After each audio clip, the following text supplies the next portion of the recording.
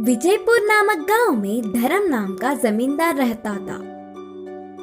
उनके पास राम और सोम नाम के दो काम वाले थे। इतने सालों से वे दोनों उन पर ही निर्भर होकर काम कर रहे थे, इसीलिए वह जमींदार उनकी कुछ मदद करने की सोच रहा था।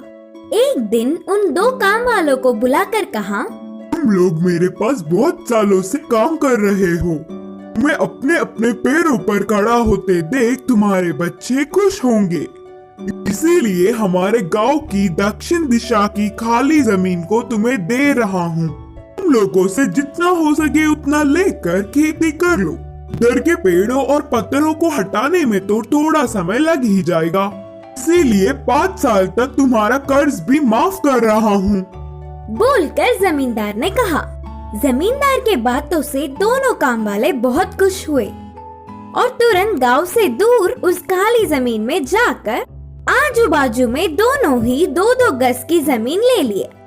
वहां के जमीन पर खराब पत्थर और पेड़ों को हटाकर साफ कर रहे थे और ऐसे ही धीरे धीरे खेती का काम भी शुरू करने लगे।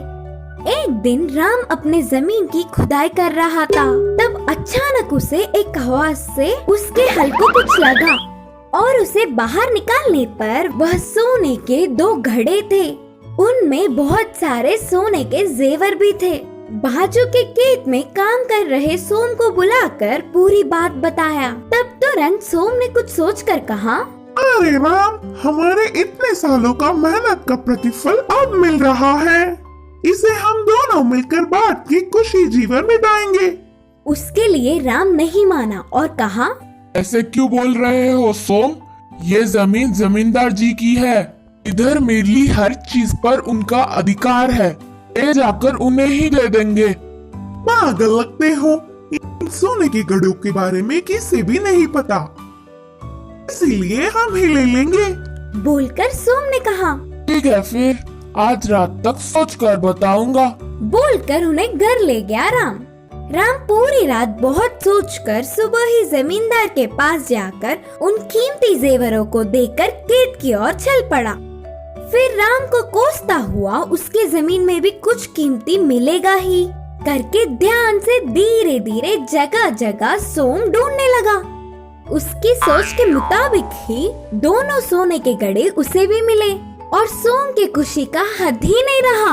बाजू के खेत के राम को यह बात पता ना चले, इसका ध्यान रखा और उन्हें घर ले जाकर छुपा दिया। वह पूरी रात सोम को नींद ही नहीं आई। अगले दिन सुबह ही बिना किसी को खबर पड़े शहर जाकर उन जेवरों को एक बड़े सेठ को दिखाकर और वह सेठ ने उन जेवरों की जांच करके नकली है बोलकर नक्की कर दिया। अब ना कुछ कर पाते हुए उदास होकर घर आ गया सोम। अगले दिन ही जमींदार ने अपने घर राम और सोम को बुलाया।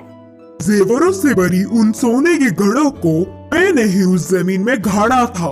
मेरी इस परीक्षा में राम सफल हुआ।